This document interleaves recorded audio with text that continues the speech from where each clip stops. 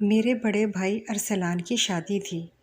میں بے انتہا خوش تھا اور میں ہمیشہ سے یہی چاہتا تھا کہ میرے بھائی کی بہت اچھی سی جگہ پر شادی ہو جائے اور وہ اپنا گھر بسا لے۔ میں نے بھائی کی شادی پر پورے گھر کے انتظامات اپنے ہاتھ میں لے رکھے تھے۔ ویسے تو میں بہت کام چور تھا، مگر آج کل بھاگم بھاگ کام کر رہا تھا، اور اس کی یہی وجہ تھی کہ مجھے اپنے بھائی کی شادی کی بے انتہا خوشی تھی۔ مجھے اپنے بھائی سے دنیا میں سب سے زیادہ محبت تھی۔ اتنی محبت تو میں نے کبھی اپنے والدین سے بھی نہیں کی۔ اس کے پیچھے بھی ایک بہت گہری وجہ تھی۔ خیر، ارسلان بھائی جب مجھے اتنا خوش دیکھتے تو وہ کہتے، ندیم تم بلا وجہ خوشیاں منا رہے ہو، دیکھنا شادی کے بعد میں تمہیں میسر نہیں آؤں گا، میں ہر وقت اپنی بیوی کے لاڈ اٹھاتا رہوں گا، سوچ لو پھر تم کیا کرو گے۔ میں ہنس کر کہہ دیتا کہ آپ اپنی بیوی کے لاڈ اٹھانا اور میں اپنی بھابھی سے لاڈ اٹھواؤں گا۔ امی نے بھائی کے لیے چاند سی دلہن ڈھونڈی تھی۔ ہم نے شادی کی خوب تیاریاں کی اور آخر کار رخصتی کا وہ دن بھی آ گیا۔ ہم بھابھی کو رخصت کر کے گھر لے آئے تھے۔ امی نے بڑھ چڑھ کر تمام رسمیں کی تھیں۔ خیر، جب امی بھابھی کو ان کے کمرے میں چھوڑ آئیں تو میں بھی اپنے کمرے میں جا کر سو گیا تھا، کیونکہ بہت دنوں کی تھکاوٹ تھی اور میں اب آرام کرنا چاہتا تھا۔ میں بڑی گہری نیند میں سویا ہوا تھا۔ پھر اچانک مگر آدھی رات کو میری آنکھ کسی کے لڑنے جھگڑنے کی آواز سے کھلی تھی۔ میں حیران رہ گیا تھا کہ شادی والے گھر میں آخر کون لڑ رہا ہے۔ میں اٹھ کر کمرے سے باہر آ گیا تو مجھے پتہ چلا کہ یہ آوازیں تو میرے بھائی کے کمرے سے آ رہی ہیں۔ وہ بہت اونچی آواز میں کچھ کہہ رہے تھے اور نائلہ بھابھی کی بھی رونے کی آوازیں آ رہی تھیں۔ مجھے نہیں معلوم تھا کہ ان کی لڑائی کس وجہ سے ہوئی ہے۔ میں چاہتا تھا کہ دروازہ کھٹکھٹا کر بھائی کو باہر بلا لوں اور ان سے کہوں کہ شادی کی رات بھلا کون اپنی بیوی سے لڑتا ہے، مگر چونکہ میں بھائی سے 4 سال چھوٹا تھا، اسی لیے اپنی عمر کا خیال کر کے میں واپس لوٹ گیا تھا کہ میں یہ سب کرتا اچھا نہیں لگوں گا۔ مگر میری خوشی مانند سے بڑھ گئی تھی۔ مجھے تو لگا تھا کہ شادی کے بعد سب کچھ اچھا ہی اچھا ہوگا، مگر پہلی ہی رات یہ لڑائی کوئی اور ہی کہانی سنا رہی تھی۔ میرے دل میں یہ بھی خیال آیا کہ میں امی سے جا کر کہوں کہ بھائی اور بھابھی کے درمیان لڑائی ہو رہی ہے، آپ جا کر ان کی صلح کروا دیں۔ مگر پھر میں یہ سوچ کر چپ ہو گیا کہ امی کہیں گی کہ تم آدھی رات کو بھائی کے کمرے کے باہر کیا کر رہے تھے۔ خیر، میں کچھ کر تو نہ سکا، بس اپنے کمرے میں آ کر لیٹ گیا تھا اور ان دونوں کے لیے دعا کرنے لگا تھا۔ صبح ہوئی تو میں نے محسوس کیا تھا کہ بھابھی کا چہرہ اترا ہوا ہے، جبکہ بھائی بھی کچھ اداس سے لگ رہے تھے۔ میں نے بھائی کو سائڈ پر بلایا اور بولا، کیا بات ہے، آپ اتنے اداس کیوں لگ رہے ہیں؟ بھائی نے نفی میں سر ہلا دیا اور بولے، ایسی تو کوئی بات نہیں ہے۔ تب میں نے کہا کہ اب یہ بھی دن ہماری زندگی میں آنا تھا کہ آپ مجھ سے ہی بات چھپا رہے ہیں۔ آپ کو معلوم ہے نا، ہم نے زندگی میں کبھی ایک دوسرے سے کوئی بات نہیں چھپائی۔ آپ مجھے بتائیں کیا بات ہوئی ہے؟ بھائی ہنسنے لگے اور بولے، کچھ نہیں ہوا، تم ایک بات کے پیچھے یوں نہ پڑ جایا کرو۔ میں بولا، اچھا اگر بات نہیں ہوئی تو پھر رات میں آپ کے کمرے سے لڑنے کی آوازیں کیوں آ رہی تھیں؟ بھائی کے چہرے کی رنگت ایک دم زرد پڑ گئی تھی۔ وہ کہنے لگا، کیا تم نے میری آواز سنی تھی؟ میں نے ہاں میں سر ہلا دیا تھا۔ میں بولا، بھائی آپ مجھے یہ بتائیں، شادی کی پہلی رات ہی آپ کی اور بھابھی کی لڑائی کیوں ہو گئی تھی؟ بھائی کہنے لگا، ارے لڑائی نہیں ہوئی، دراصل میں نے سن رکھا تھا کہ اگر عورت کو دبا کر رکھنا ہو تو شادی کی پہلی رات ہی اس پر روب ڈالو، نہیں تو وہ ساری زندگی مرد کو اپنا نوکر بنا کر رکھتی ہے۔ بس اسی لیے میں نے اسے پہلے دن سے ہی اوقات بتا دی ہے، اب میرے سامنے دب کر رہے گی۔ میں تو بھائی کی بات سن کر دنگ ہی رہ گیا تھا۔ بھائی نے کبھی ایسی بات نہیں کی تھی۔ میں بولا، بھائی یہ کیسی بات کرتے ہیں آپ؟ عورت کو دبا کر رکھنے کی ضرورت نہیں ہوتی۔ اگر آپ اسے پیار اور مان دیں تو وہ ہمیشہ آپ کی بن کر رہتی ہے۔ بھائی کے ماتھے پر بل پڑ گئے تھے۔ پھر وہ کہنے لگا، تمہیں بہت ایکسپیرینس ہے عورتوں کا، تم ابھی غیر شادی شدہ ہو، اسی لیے یہ سب باتیں نہیں سمجھو گے، مگر میں ایک بات وثوق سے کہہ سکتا ہوں کہ اب تمہاری بھابھی میرے سامنے کبھی سر اٹھا کر نہیں چلے گی۔ میں پریشان سا تھا تو بھائی ہنسنے لگا اور آنکھ دبا کر بولے، تم نے ابو کا حال دیکھا ہے؟ وہ ابھی تک امی کی جی حضوری کرتے ہیں۔ اگر انہوں نے امی کو پہلی رات ڈرا دھمکا دیا ہوتا تو ان کی مجال نہ ہوتی کہ وہ ابو کو ہر وقت روکتی ٹوکتی رہتی۔ پھر میں بھائی کے انداز پر ہنس دیا تھا اور بولا، یہ بات تو آپ نے بالکل ٹھیک کی ہے۔ امی نے شادی کے دوسرے دن ہی نازیہ بھابھی سے کہہ دیا تھا کہ اب میں کچن سنبھال کر تھک چکی ہوں، اب تم جانو اور تمہارا گھر جانے۔ آج کے دن کچھ میٹھا بنا لو اور پھر کل سے گھر بھر کا کام سنبھال لینا۔ بھابھی کے چہرے کی رنگت تو زرد پڑ گئی تھی، مگر وہ مسکرا کر بولی، جی جیسا آپ کہیں گی ویسا ہی ہوگا۔ میں نے امی سے چھپ کر بھائی سے کہا تھا کہ آپ اپنی بیوی کے لیے اسٹینڈ لیں، کم از کم ایک ہفتہ تو بھابھی کو کچن میں نہ جانے دیں، اور اس کے بعد آپ دونوں ہنی مون پر چلی جائیے گا اور واپسی پر پھر بھابھی کام کر لیا کریں گی۔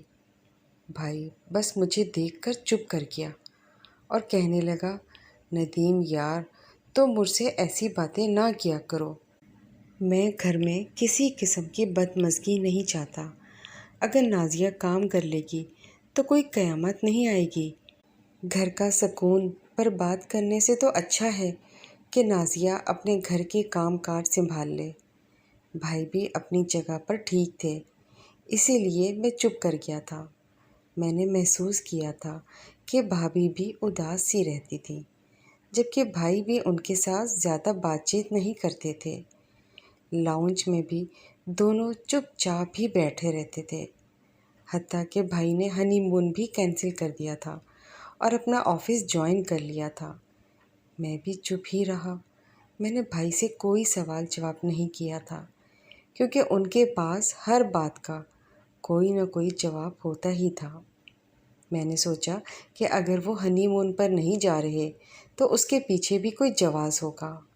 خیر بھائی کام پر گئے ہوئے تھے تو بھابھی بہت ہی اداس سی بیٹھی ہوئی تھی۔ میں بھی ان کے پاس جا کر بیٹھ گیا اور بولا، کیا بات ہے بھابھی، آپ تو ہنستی بولتی ہی نہیں ہیں۔ آپ کی عمر کی لڑکیاں تو اتنی چلبلی سی ہوتی ہیں کہ آپ کو کیا ہو گیا ہے؟ آپ ہر وقت غم زدہ سی رہتی ہیں۔ میری بھابھی کا چہرہ اتر گیا تھا۔ وہ کہنے لگی، ندیم کیا تم اپنے بھائی ارسلان کے مزاج سے واقف نہیں ہو؟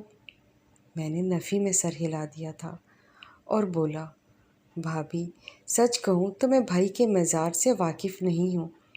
پہلے وہ اور طرح کے ہوتے تھے، مگر جب سے ان کی شادی ہوئی ہے ان کے تو خیالات ہی بدل کر رہ گئے ہیں۔ بھابھی کہنے لگی، تمہارا بھائی بہت سخت قسم کا مرد ہے، اس کا رویہ میرے ساتھ اچھا نہیں ہے۔ اور اگر میں یہ کہوں کہ تمہارا بھائی ایک برا انسان ہے تو تم کیا کہو گے؟ میں تو بھابھی کے منہ سے یہ الفاظ سن کر ہی تڑپ گیا تھا اور بولا، نہیں نہیں بھابھی، ایسی بات نہیں ہے، میرا بھائی بہت اچھا انسان ہے، یقیناً آپ انہیں صحیح طریقے سے پرکھ نہیں سکی۔ بھابھی چپ کر گئی تھیں، پھر انہوں نے میرے سامنے ہاتھ جوڑ دیے اور کہنے لگی، ندیم میں نے تمہارے ساتھ جو بات کی ہے یہ اپنے بھائی کے ساتھ مت کرنا، نہیں تو وہ میرے ساتھ بہت برے طریقے سے پیش آئیں گے۔ میں نے سر ہلا دیا اور بولا، بھابھی آپ بالکل بھی فکر نہ کریں، ہم دونوں کے درمیان جو بھی بات ہوئی ہے وہ راز ہی رہے گی۔ اتنے میں امی اپنے کمرے سے باہر نکل کر آ گئی تھی، ان کے ماتھے پر بل پڑے ہوئے تھے۔ وہ کہنے لگی، نازیہ کو آئے ہوئے ابھی جمعہ 8 دن نہیں ہوئے، تو پھر تم اس کے ساتھ کون سے راز و نیاز کرنے لگے ہو؟ میں تمہیں ایک بات بتا دیتی ہوں، جو عورت اپنے شوہر سے باتیں چھپاتی ہو وہ کسی کی بھی سگی نہیں ہوتی۔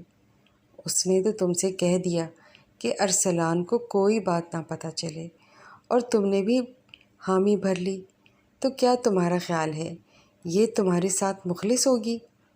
میں امی کی باتیں سن کر چپ کا چپ رہ گیا تھا اور اپنے کمرے میں آ گیا تھا۔ مجھے اس بات کا 100% یقین تھا کہ امی یہ بات بھائی سے نہیں کریں گی، کیونکہ کوئی بھی ماں اپنے بچے کی خوشی خراب نہیں کرنا چاہتی۔ مگر میں غلط تھا۔ جیسے ہی بھائی آفس سے گھر آئے، امی نے اسے اپنے پاس بلا لیا اور کہنے لگی، تمہاری بیوی ندیم کے ساتھ چوری چھپے باتیں کرتی ہے اور کہتی ہے کہ یہ سب ارسلان کو پتہ نہ چلے۔ امی نے کچھ ایسے انداز سے یہ بات کی تھی کہ میں بہت گھبرا گیا تھا۔ مجھے یہی ڈر تھا کہ بھائی میرے بارے میں کچھ غلط نہ سوچنے لگے۔ میں آگے بڑھا اور بولا، بھائی ایسی کوئی بات نہیں۔ بھائی نے ہاتھ کھڑا کر کے مجھے بولنے سے روک دیا تھا۔ وہ کہنے لگا، کوئی بات نہیں، نازیہ تمہاری بھابھی ہے، تم اس کے ساتھ بات چیت کر سکتے ہو، تم دونوں کے درمیان راز کی بات بھی ہو سکتی ہے، مجھے اس میں کوئی اعتراض نہیں ہے۔ بھائی کی بات سن کر میرا دل بہت بڑا ہو گیا تھا۔ میرا بھائی ارسلان ہمیشہ سے ہی میری پشت پناہی کرتا رہا ہے۔ وہ ایک ایسا انسان تھا جس نے مجھے زندگی کے کسی میدان میں تنہا نہیں چھوڑا تھا۔ میرا بھائی ہر طرح سے ایک بہترین انسان تھا، مگر جب میں بھابھی کے منہ سے اس کے متعلق شکوہ سنتا تو حیران رہ جاتا تھا۔ یوں ہی وقت گزرتا رہا اور بھائی کی شادی کو 1 مہینہ ہو گیا تھا۔ اس مہینے میں میری اور بھابھی کی کوئی خاص بات چیت نہیں ہوئی تھی۔ 1-2 بار ہی ہم دونوں مل کر بیٹھے تھے، جس میں بھابھی میرے ساتھ بھائی کا شکوہ کرتی رہی تھی۔ خیر، ایک دن امی اور ابو دوسرے شہر گئے ہوئے تھے۔ میں گھر میں اکیلا تھا۔ بھابھی میرے پاس آ کر کہنے لگی، تم مجھے بتاؤ کیا کھانا ہے، میں ناشتہ بنا دوں۔ میں بولا، بھابھی آپ تکلف نہ کریں، جب امی گھر ہوتی تھی تب بھی میں اپنا ناشتہ خود ہی بنایا کرتا تھا۔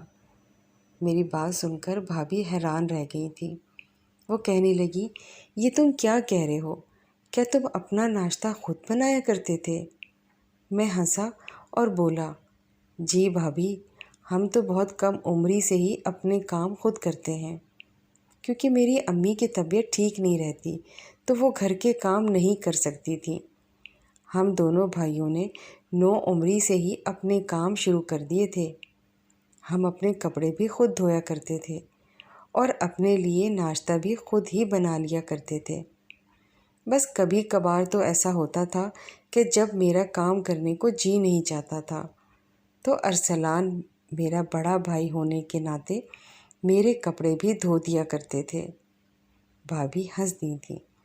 وہ بولی کہ تم تو خوش قسمت ہو کہ تمہارا کام کرنے کے لیے بڑا بھائی جو موجود تھا، جبکہ میں تو اپنے گھر میں سب سے بڑی بہن تھی، چھوٹی بہنوں کے کام بھی مجھے ہی کرنا پڑتے تھے۔ میں بولا، بھابھی آپ کی یہ بدقسمتی ہے کہ اس گھر میں بھی آپ کو ہی کام کرنا پڑتا ہے، امی تو کسی کام کو ہاتھ نہیں لگاتی۔ لیکن آپ فکر نہ کریں، میں بھائی سے کہہ کر گھر میں ایک ملازمہ رکھوا دوں گا، جس کی وجہ سے آپ پر کام کا بوجھ ہلکا ہو جائے گا۔ بھابھی مسکرا دی تھی۔ ہم دونوں بہت ہی نارمل سے انداز میں بات کر رہے تھے جب گھر کا دروازہ کھولنے کی آواز آئی تھی اور پھر قدموں کی آہٹ آنے لگی۔ بھابھی نے اچانک ہی اپنے سر سے دوپٹہ اتار کر نیچے پھینک دیا تھا اور میرا ہاتھ پکڑ کر چیخنے لگی تھی، ندیم مجھے چھوڑ دو، خدا کا واسطہ ہے مجھے چھوڑ دو، میں تمہاری بڑی بھابھی ہوں، ماں کی جگہ پر ہوں، تم میرے ساتھ یہ سب نہیں کر سکتے۔ میں تو ہکا بکا ہی رہ گیا تھا۔ پھر مجھے کسی کے بھاگنے کی قدموں کی آواز سنائی دی، اور پھر جب میں نے سر اٹھا کر دیکھا تو میرا بھائی کھڑا تھا۔ بھائی حیران تھا، اس کی بھی آنکھیں پھٹی کی پھٹی رہ گئی تھی۔ بھابھی جلدی سے 2 قدم پیچھے ہٹی اور بھائی کے گلے لگ کر پھوٹ پھوٹ کر رونے لگی تھی۔ وہ کہنے لگی، ارسلان دیکھو تمہارے بھائی نے میرے ساتھ کیا کیا۔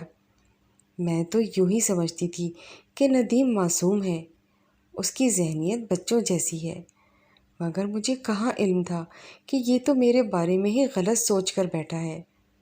میں اپنے حواس میں لوٹ آیا تھا اور آگے بڑھ کر بولا، نہیں نہیں بھائی، ایسی بات نہیں ہے، میں نے تو کچھ بھی نہیں کیا۔ بھائی نے آگے بڑھ کر میرے منہ پر یکے بعد دیگرے کئی تھپڑ مار دیے تھے۔ وہ کہنے لگا، ندیم تم اتنے خبیث نکلو گے، میں نے تو کبھی خواب میں بھی نہیں سوچا تھا۔ تمہیں تو چاہیے تھا کہ تم ڈوب مرتے، تم نے اپنے ہی گھر میں نقب لگانے کی کوشش کی ہے۔ میں مار کھاتا جا رہا تھا اور ساتھ ساتھ اپنی صفائی میں بھی بولتا جا رہا تھا۔ میں بولا، بھائی مجھے خدا کی قسم ہے، میں نے ایسا کچھ بھی کرنے کی کوشش نہیں کی۔ میں آپ کی بہت عزت کرتا ہوں، آپ میرے باپ کی جگہ پر ہیں، تو پھر بھابھی بھی تو میری ماں کی جگہ پر ہوں گی، آپ میری بات سنیں۔ بھائی ایک دم رک گیا تھا، اس نے مجھے دونوں ہاتھوں سے پکڑ کر سیدھا کیا اور کہنے لگا، تم کیا کہنا چاہتے ہو کہ تمہاری بھابھی نے خود تمہیں اکسایا تھا؟ میں نے نفی میں سر ہلایا، مگر بھائی کی آنکھوں میں تو خون اترا ہوا تھا۔ اس نے میرے منہ پر تھوک دیا تھا۔ وہ کہنے لگا، میں نے ساری زندگی تمہارا ساتھ دیا، میں نے تمہارا باپ بن کر دکھایا، اور تم نے میرے ساتھ کیا کیا؟ مجھے تم سے نفرت ہو گئی ہے، ابھی کے ابھی اس گھر سے نکل جاؤ۔ میں آنسو بہاتا جا رہا تھا، مجھے تو یقین ہی نہیں آیا کہ مظلوم سی دکھنے والی بھابھی میرے ساتھ یہ سب کچھ کر سکتی ہے۔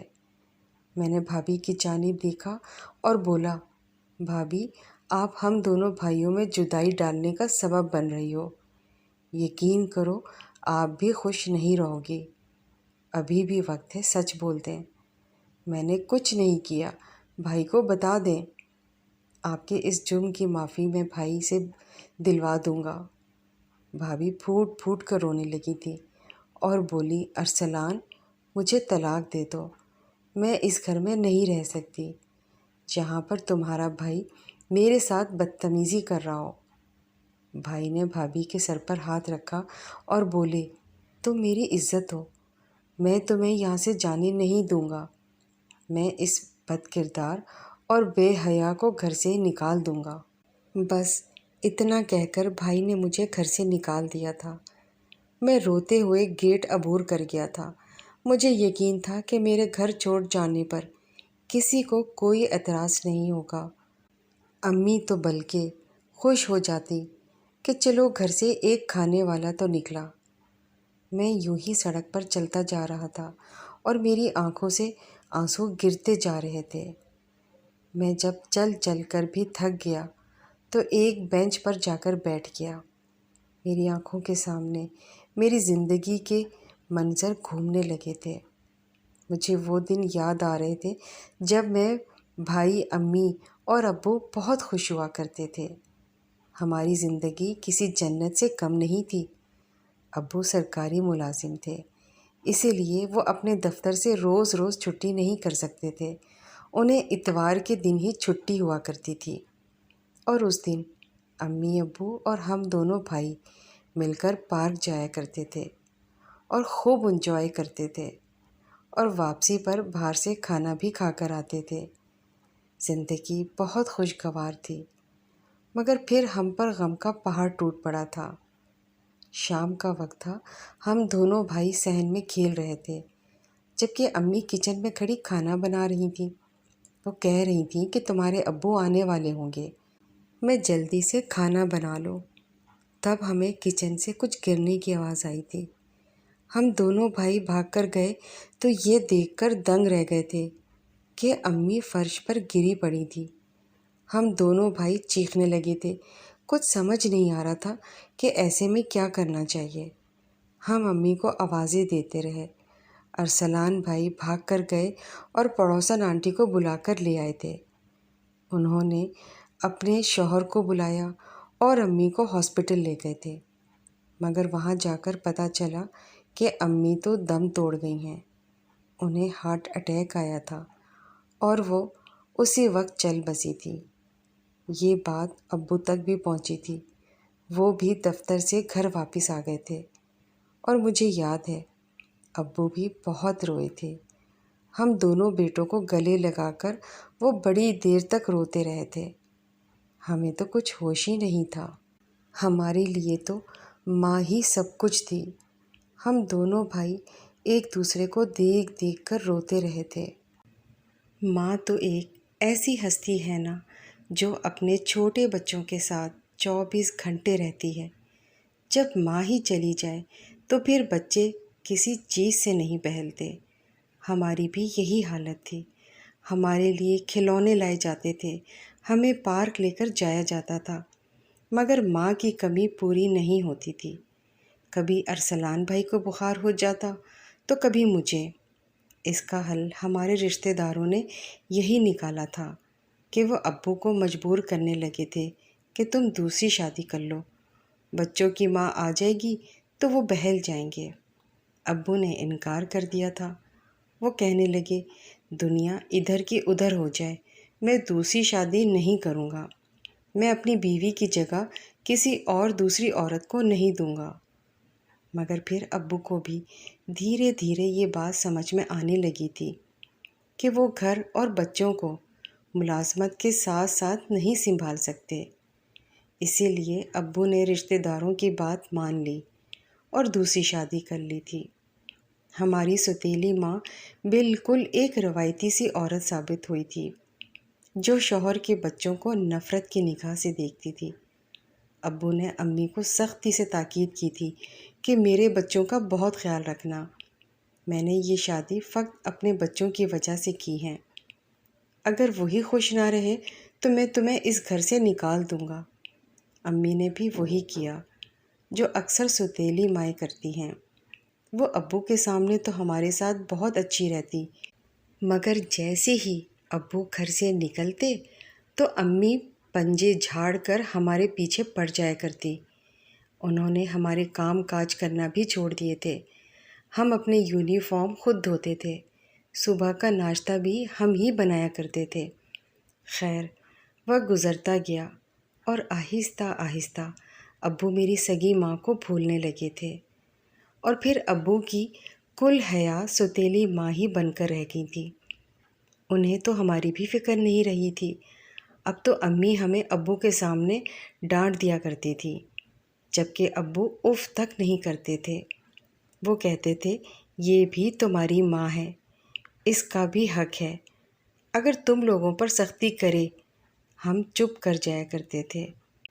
امی مجھ پر اکثر ہاتھ اٹھایا کرتی تھی، مگر بھائی آگے آ جایا کرتے تھے اور میرے حصے کی بھی مار کھا لیا کرتے تھے۔ بھائی میری خاطر ہمیشہ امی سے لڑتے ہی رہتے تھے۔ بھائی مجھے کام بھی نہیں کرنے دیتے تھے۔ ہم دونوں بھائی ایک دوسرے کے سنگ تھے۔ سگے باپ کے ہوتے ہوئے بھی بھائی کو ہی میرے لیے ماں اور باپ کا کردار ادا کرنا پڑتا تھا۔ اسی لیے میری نگاہ میں بھائی کی بہت عزت تھی۔ میں چاہتا تھا کہ ہمیشہ ان کی امیدوں پر پورا اتروں، مگر بھابھی نے تو سب کچھ خراب کر دیا تھا۔ میں نے تو سوچا بھی نہیں تھا کہ وہ ہماری زندگیوں میں سکون لے کر آئیں گی، مگر انہوں نے تو مجھے بھائی کی نظروں سے ہی گرا دیا تھا۔ یہ غم میرے لیے بہت بڑا تھا۔ میرے پاس تو رہنے کے لیے کوئی ٹھکانہ بھی نہیں تھا۔ پھر میں نے سوچا اور میں اپنے ایک دوست کے پاس چلا گیا اور اسے کہا کہ 2 دن تمہارے پاس رکنا چاہتا ہوں۔ اس نے اجازت دے دی۔ پھر جب میرے دوست کے والدین کو پتہ چلا کہ میں ایک اچھا اور شریف لڑکا ہوں، مجھ میں کوئی برائی نہیں، اور نہ ہی میں کوئی سگریٹ کو ہاتھ لگاتا تھا اور نہ ہی کسی قسم کی غلط سرگرمیوں میں ملوث رہتا تھا، اسی لیے انہیں اس بات پر قطعی اعتراض نہیں تھا کہ میں ان کے گھر پر رہوں۔ 2 دن گزر گئے تو پھر میں نے اپنے دوست سے ساری بات کہہ ڈالی تھی۔ میں نے اسے بتا دیا تھا کہ میری بھابھی نے مجھ پر الزام لگایا ہے۔ میرا دوست حیران رہ گیا تھا۔ وہ کہنے لگا، دنیا ادھر کی ادھر ہو جائے، میں اس بات پر یقین ہی نہیں کر سکتا کہ تم کبھی کچھ ایسا کر سکتے ہو۔ میں نے اس کا ہاتھ پکڑ لیا اور بولا، میں تمہارا مشکور ہوں کہ تم نے اس مشکل وقت میں میرا ساتھ دیا اور مجھ پر بھروسہ کیا اور مجھے رہنے کا ٹھکانہ بھی دیا۔ میرے دوست نے کہا، میں ہمیشہ تمہارے ساتھ ہوں، تم بے فکر رہو۔ میں نے اب جاب بھی شروع کر دی۔ مجھے گھر سے نکلے ہوئے 18 دن ہو گئے تھے جب مجھے پتہ چلا کہ میرا بڑا بھائی ایک کار حادثے میں انتقال کر گیا ہے۔ یہ بات مجھ پر قیامت کی طرح ٹوٹی تھی۔ میں تو صدمے سے ہی نڈھال ہو چکا تھا۔ مجھے تو سمجھ میں نہیں آ رہا تھا کہ میں کیا کروں۔ یہ کیسے ممکن تھا کہ میرا بڑا بھائی ناراضگی کی حالت میں اس دنیا سے چل بسا۔ میں تو بالکل پاگل سا ہو گیا تھا۔ میرے لیے یہی غم بہت بڑا تھا کہ پھر مجھے یہ بھی پتہ چلا کہ میرے بھائی کے انتقال کو تو 1 ہفتہ ہو گیا ہے اور اسے دفنا بھی دیا گیا۔ حیرت تو مجھے اپنے والد پر ہوئی تھی کہ انہوں نے مجھے فون کر کے اتنا بتانا بھی گوارا نہیں کیا۔ چلو، ماں سے کیا گلہ کرنا، وہ تو ستیلی تھی، وہ تو ویسے بھی ہمیں دیکھ کر راضی نہیں تھی۔ میں نے سوچ لیا تھا کہ میں گھر جاؤں گا اور اپنے باپ سے سوال کروں گا کہ اس نے ہمارے ساتھ یہ سب کیوں کیا۔ میں ان سے پوچھوں گا کہ کیا ماں کے مرنے کے بعد باپ بھی مر جاتے ہیں۔ مجھے بہت زیادہ غصہ تھا۔ میرا غم کسی صورت کم ہونے میں ہی نہیں آ رہا تھا۔ میں جب گھر پہنچا تو رات ہو چکی تھی۔ میں نے امی کی جانب دیکھا اور بولا، میرا بھائی کہاں ہے؟ تو امی کہنے لگی، تیرا بھائی تو مر گیا ہے اور تو اب آیا ہے؟ تو کیسا بھائی ہے جس نے ساری زندگی تیرے لیے قربانیاں دیں، تو اس کے جنازے میں بھی شریک نہیں ہوا۔ میں بولا، آپ لوگوں نے اطلاع کیوں نہیں دی؟ آپ سے مجھے اس گھٹیا کام کی امید نہیں تھی۔ امی رونے لگیں اور بولیں، تمہارے ابو کو جب ارسلان کی موت کا پتہ چلا تو ان پر فالج کا اٹیک آ گیا تھا۔ وہ تو ابھی تک ہاسپٹل میں پڑے ہوئے ہیں، پھر کون تمہیں اطلاع دیتا؟ اور میں بالکل چپ ہو گیا تھا۔ رات کا وقت تھا۔ امی کہنے لگیں، تم گھر پر ہی رک جاؤ، ہم دونوں عورتیں ہیں، ہمیں ڈر لگتا ہے۔ پورے محلے کو پتہ ہے کہ ہمارے سر پر کوئی مرد نہیں رہا۔ مجھے تو یہی خوف آتا ہے کہ کوئی چور اچکا ہی گھر میں نہ گھس آئے۔ میں رکنا تو نہیں چاہتا تھا مگر پھر بھی رک گیا، کیونکہ میں بھابھی سے سوال جواب کرنا چاہتا تھا کہ اس نے میرے ساتھ یہ سب کیوں کیا۔ اس کے لیے مجھے صبح تک کا انتظار کرنا تھا، کیونکہ وہ ابھی اپنے کمرے میں تھی اور عدت میں تھی۔ میرا یوں جانا مناسب نہیں تھا۔ میں کمرے میں لیٹا پرانے وقتوں کو یاد کر رہا تھا، جب مجھے آدھی رات کے وقت بھابھی کی آوازیں آنے لگی تھیں اور وہ بلند آواز میں رو رہی تھیں۔ مجھے شک ہوا کہ کہیں چور تو نہیں آ گیا، اسی لیے میں جلدی سے اٹھا اور باہر نکل گیا۔ بھابھی رو رہی تھیں اور ساتھ ہی ساتھ میرا نام بھی پکار رہی تھیں۔ وہ کہہ رہی تھیں، ندیم، تم کہاں چلے گئے ہو؟ میں نے جلدی سے بھابھی کے کمرے کا دروازہ کھول دیا اور بولا کہ میں یہاں کھڑا ہوں، مجھے بتاؤ تم نے میرے ساتھ یہ سب کیوں کیا؟ بھابھی مجھے دیکھ کر پھوٹ پھوٹ کر رونے لگی تھی اور پھر اس نے اپنے دراز سے ایک تصویر نکال کر میرے سامنے رکھ دی۔ یہ تصویر کسی اور کی نہیں بلکہ میری ہی تھی۔ بھابھی کہنے لگی، ندیم، میرے ساتھ بہت بڑا دھوکہ ہو گیا تھا۔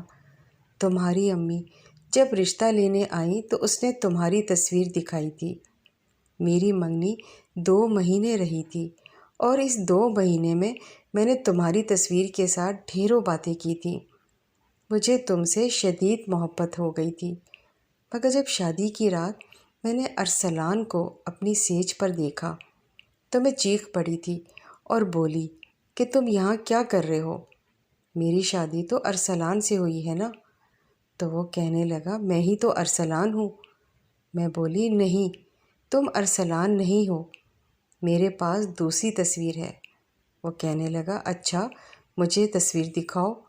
تو میں نے وہ تصویر آگے کر دی جو تمہاری امی ہمارے گھر دے کر گئی تھی، اور تمہیں معلوم ہے کہ وہ تصویر تمہاری تھی۔ ارسلان کو جب اس بات کا پتہ چلا تو وہ بہت غصہ کرنے لگا تھا۔ ہم دونوں کی شادی کے پہلے دن بہت برے گزرے تھے، کیونکہ اسے اس بات کا علم ہو چکا تھا کہ میں تو تمہیں پسند کرتی ہوں۔ خیر، میں نے ارسلان کے ساتھ دل لگانے کی کوشش کی تھی، مگر وہ میرے ساتھ بالکل بھی محبت نہیں کرتا تھا۔ اور پھر ایک دن تمہاری امی کہنے لگیں کہ تم ایسا کرو، ندیم سے شادی کر لو۔ میں حیران رہ گئی اور بولا یہ کیسے ممکن ہے؟ تو تمہاری امی نے کہا اگر تم ارسلان کو ندیم سے بدظن کر دو تو وہ تمہیں طلاق دے دے گا، مگر اپنے بھائی کو نہیں چھوڑے گا۔ تم اسے طلاق لے کر ندیم سے رابطہ کرنا اور شادی کر لینا۔ تو میں نے یہی سوچ کر ارسلان کے سامنے ڈرامہ رچایا تھا کہ وہ مجھے طلاق دے دے گا، مگر اس نے مجھے طلاق نہیں دی اور تمہیں گھر سے نکال دیا۔ میں یہ سب نہیں چاہتی تھی، جو بھی ہوا ہے غلط ہوا ہے۔ تمہارے جانے کے بعد میں تمہیں یاد کر کے روتی رہتی تھی۔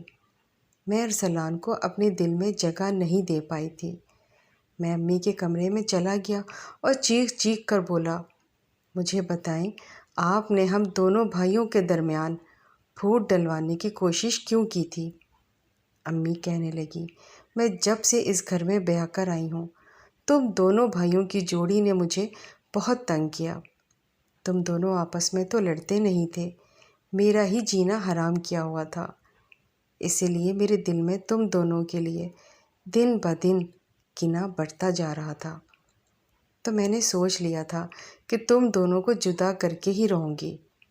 مجھے اتنا بھی علم تھا کہ دولت جائیداد کے معاملے میں تم دونوں کے درمیان کبھی لڑائی نہیں ہو سکتی، اسی لیے میں عورت کو بیچ میں لے آئی، اور دیکھا کیا ہوا، تمہارے بھائی نے تمہیں گھر سے نکال دیا نا۔ اس نے تمہیں گھر سے نکال دیا، میرا بدلہ پورا ہو گیا۔ مگر ندیم، میں تمہیں ایک بات بتاؤں، میں اب بہت بے سکون ہوں۔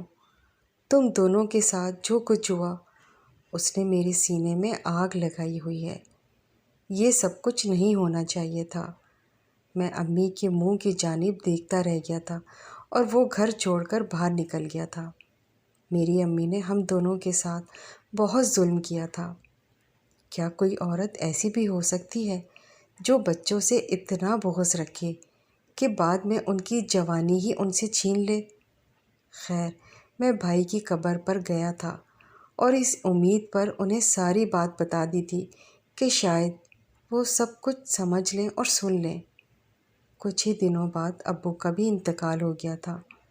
تب مجھے پتہ چلا کہ ابو اپنی ساری جائیداد، گھر وغیرہ میرے نام پہ کر کے مرے ہیں۔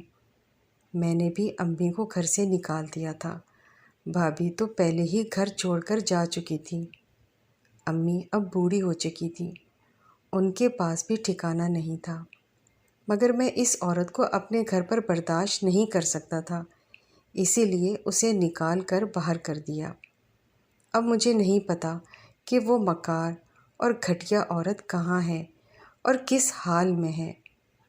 کاش ہم دونوں بھائیوں کے ساتھ ایسا نہ کیا ہوتا تو شاید آج ہمارا گھر بھی آباد ہوتا، یہاں اداسی کے ڈیرے نہ ہوتے۔ دعا ہے کہ اللہ تعالیٰ ہر گھر کو خوشیوں کے ساتھ آباد رکھے، آمین۔